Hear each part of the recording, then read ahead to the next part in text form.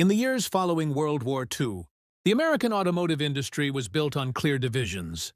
Cars were meant for the road, trucks were meant for work, and four-wheel drive was something most buyers associated with farms, construction sites, or the military. There was very little overlap, and almost no reason to question it. Yet, near the end of the 1970s, one struggling manufacturer quietly introduced a vehicle that challenged those assumptions. It looked like a car, it drove like a car, but underneath, it sent power to all four wheels, full time, without the driver touching a lever. At the time, few people knew what to make of it. Today, it is often credited as the first true crossover. Back then, it was largely ignored. So the question is not whether this car was unusual, but whether it was simply too early for the world it was built for. To understand why this vehicle existed at all, it is necessary to look at the position its manufacturer occupied within the American auto industry at the time. By the late 1970s, American Motors Corporation was operating on a narrow margin for error. Unlike General Motors or Ford, AMC did not have the luxury of absorbing failed experiments. Every new product had to justify its cost quickly, or it risked becoming a liability the company could not afford. AMC's earlier successes had come from doing more with less. Compact cars, shared platforms, and conservative engineering choices allowed the company to survive when others relied on scale and excess. But as the decade progressed, even those advantages were eroding. Emissions regulations tightened, fuel prices fluctuated, and consumer expectations shifted faster than AMC could comfortably follow. The company needed a way to stand out without starting over. At the same time, American driving conditions were far more varied than marketing. Departments tended to acknowledge large portions of the country dealt with snow, gravel roads, uneven pavement, and seasonal mud for months at a time. Buyers in these regions often owned two vehicles by necessity: a comfortable car for daily use and a truck or Jeep for bad conditions. For many households, that compromise was expensive and inconvenient. Four-wheel drive already existed as a solution, but it came wrapped in trade-offs. Traditional systems were noisy, heavy, and designed primarily for durability rather than comfort. They required driver engagement and were ill-suited for constant use on dry pavement. As a result, four-wheel drive remained a niche feature, disconnected from mainstream passenger cars. AMC's unique position placed it at the intersection of these problems. The company owned Jeep, understood four-wheel drive technology, and also built unibody passenger cars in large numbers. Rather than viewing those facts separately, AMC engineers began to consider what might happen if they were combined. The idea was not to replace the Jeep, but to create something that filled the space between categories that no one else was addressing. This was not a bold gamble driven by confidence. It was a calculated response to limitation. AMC could not afford to wait for the market to ask for such a vehicle. It had to anticipate the need before competitors noticed it existed. Rather than beginning with a clean sheet of paper, AMC approached development with strict practical boundaries. Time, money, and tooling were already in short supply. Any new vehicle would have to rely heavily on components the company already understood. That constraint shaped nearly every decision that followed. The starting point was the compact Hornet platform, a unibody design that had proven durable and adaptable through the 1970s. It was not originally intended for off-road use, but its relatively simple structure made it easier to modify than larger, more complex vehicles. Engineers reinforced key mounting points, revised suspension geometry, and increased ride height without fundamentally altering the platform's architecture. The more significant challenge lay beneath the body. Four-wheel drive systems of the era were typically designed for trucks with body-on-frame construction. Adapting such a system to a unibody passenger car required careful balancing of strength, weight, and drivability. AMC turned to its Jeep division for solutions, drawing on existing transfer case designs while modifying them for constant use on paved roads. The result was a full-time four-wheel drive system that required no driver input. Power was distributed through a center differential using a viscous coupling, allowing the vehicle to compensate automatically for traction differences. This eliminated the binding and driveline stress that plagued part-time systems when used on dry pavement. For everyday driving, the system behaved invisibly, something no mainstream American vehicle offered at the time. Engine choices reflected similar pragmatism. The primary option was AMC's 4.2-liter inline-six, an evolution of a long-running design known more for reliability than performance. With modest horsepower figures, it was not intended to impress on paper. Instead, its broad torque curve suited the Eagle's mixed-use mission. Automatic and manual transmissions were offered, both familiar to AMC service networks. Externally, the vehicle was given visual cues that suggested capability, without drifting into truck territory. Fender flares, raised stance, and revised bumpers differentiated it from standard passenger cars, while still retaining recognizable sedan and wagon proportions. This balance was deliberate. AMC did not want to alienate traditional car buyers by making the vehicle appear too rugged. By the time production began, the Eagle represented an unusual synthesis of ideas. It was neither a conversion nor an experiment in the traditional sense. It was a production car, engineered to behave differently from anything else in its price range, using tools and knowledge AMC already possessed. Whether the market would understand that distinction was an entirely different question. On paper, the AMC Eagle did not promise anything extraordinary.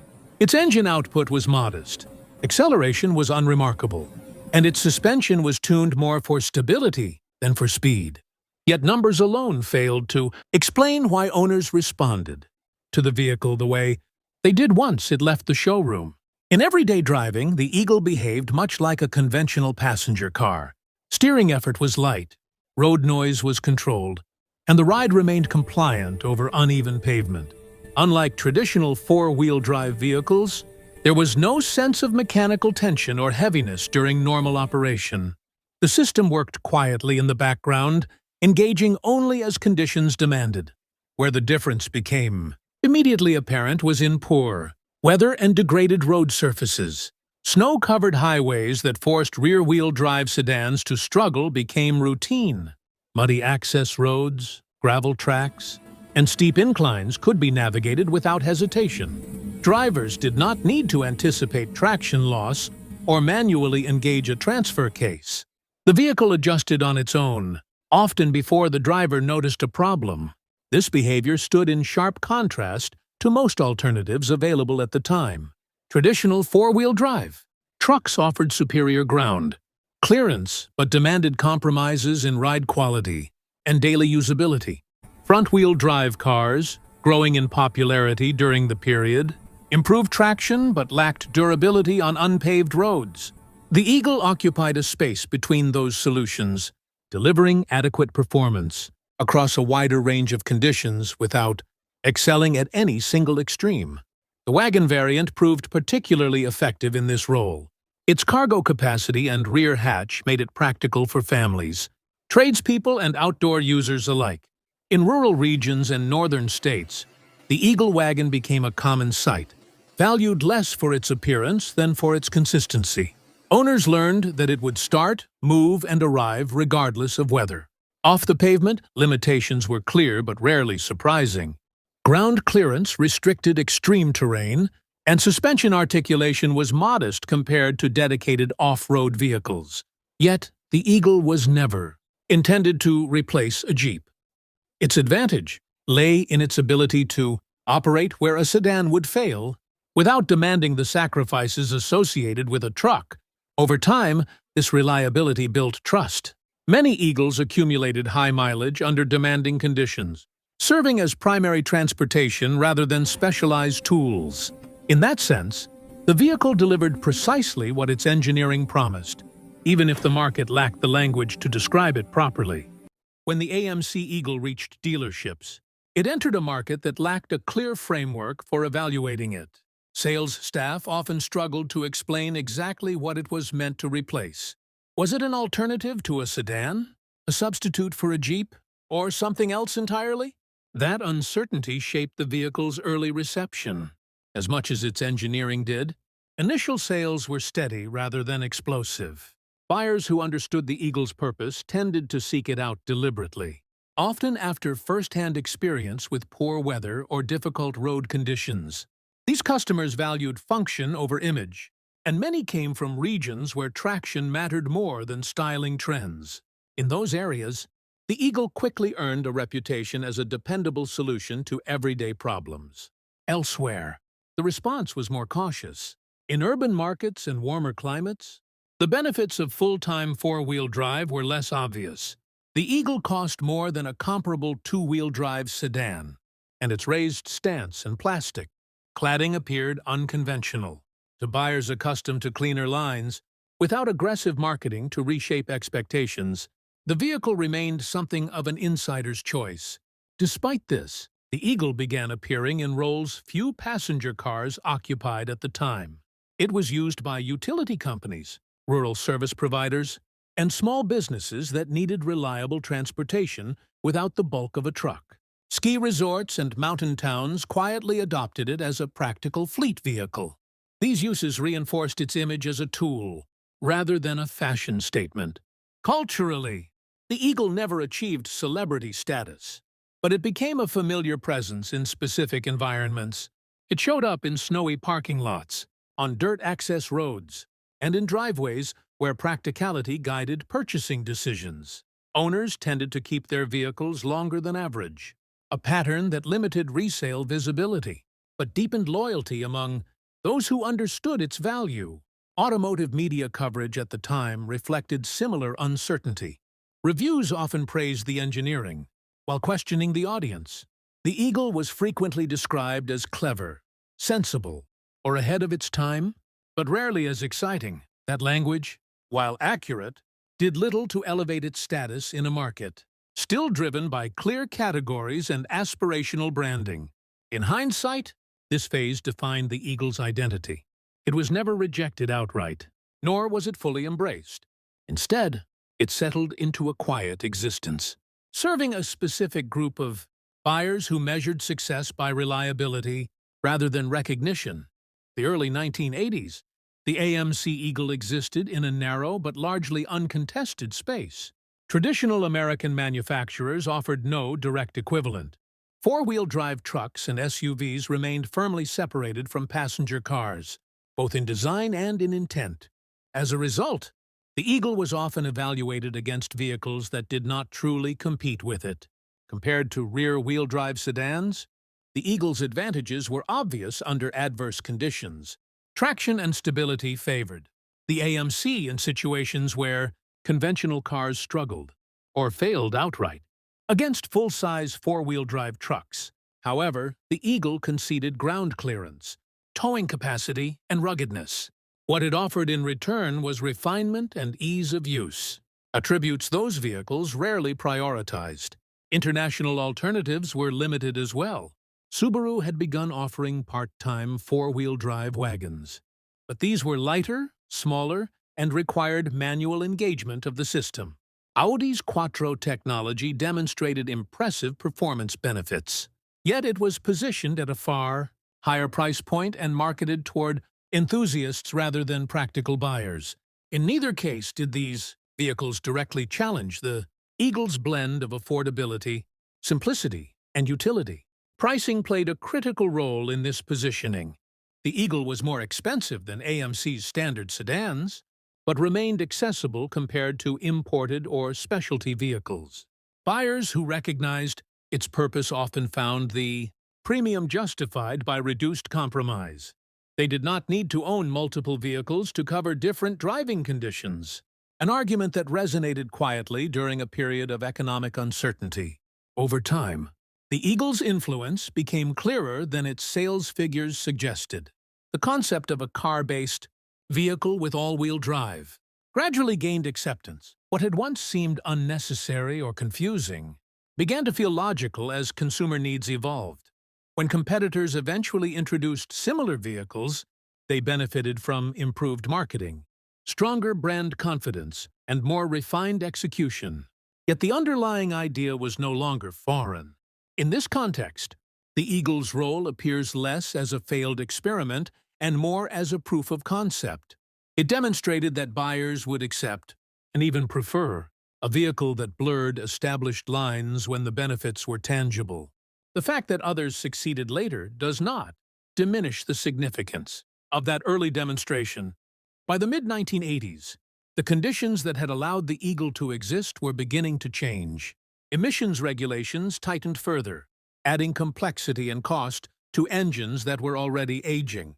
Safety standards evolved, demanding structural updates that were difficult to implement on a platform never designed for long-term expansion. For AMC, each revision required careful calculation rather than optimism. At the same time, consumer expectations continued to rise. Buyers who once accepted functional interiors and modest refinement began comparing vehicles across a broader range of criteria. Noise isolation, interior materials, and perceived quality grew more important. The Eagle, while still competent, began to feel dated beside newer designs that benefited from larger development budgets. AMC's financial position left little room to respond aggressively. Engineering resources were increasingly directed toward maintaining the Jeep lineup, which had become the company's most valuable asset. The Eagle, despite its uniqueness, did not generate the margins necessary to justify a full redesign. Incremental updates could extend its life, but they could not fundamentally alter its trajectory. The broader automotive landscape was also shifting. Competitors slowly began to recognize the appeal of all-weather passenger vehicles, even if their first responses were cautious. As the concept gained legitimacy, AMC's early advantage diminished. Larger manufacturers could now approach the same idea with greater polish and stronger marketing support. The decisive moment came in 1987, when AMC was acquired by Chrysler. The purchase was driven almost entirely by Jeep's brand, strength and future potential. Within this new corporate structure, the Eagle no longer fit a clear strategic role. Production continued briefly, but the writing was already on the wall. In 1988, the final AMC Eagles left the assembly line. There was no farewell announcement and no successor waiting in the wings. The vehicle simply disappeared, its purpose unfulfilled in the moment it had been built for. The market moved forward, unaware that it was about to embrace the very idea the Eagle had pioneered years earlier. Looking back, the AMC Eagle occupies an unusual position in American automotive history. It was neither a commercial triumph nor a technical failure. Instead, it existed in a narrow window where its purpose was valid, but its audience was still forming. The market it anticipated simply did not yet have the language or the confidence to embrace it. In the years that followed its disappearance, the automotive industry moved steadily in the Eagle's direction. All-wheel drive wagons, compact SUVs, and crossovers became increasingly common, eventually dominating sales charts. The compromises that once seemed confusing came to be viewed as strengths. Comfort, traction, and versatility were no longer mutually exclusive. Among surviving examples today, the Eagle is rarely restored for show. Most are preserved for use, valued by owners who appreciate the vehicle's honesty more than its appearance. Barn finds still emerge from rural areas, often worn but mechanically intact, reflecting lives spent doing exactly what they were designed to do. Market values remain modest, but interest has grown as enthusiasts reassess the Eagle's role rather than its reputation. Was the AMC Eagle misunderstood? Almost certainly. Was it ahead of its time? The evidence suggests yes. It proved that a car did not need to abandon comfort to gain capability, nor did four-wheel drive have to come with constant compromise. Others would refine the formula, market it better, and profit from it. But the first attempt belonged to AMC. The Eagle did not change the industry overnight. It simply pointed in a direction the rest would eventually follow.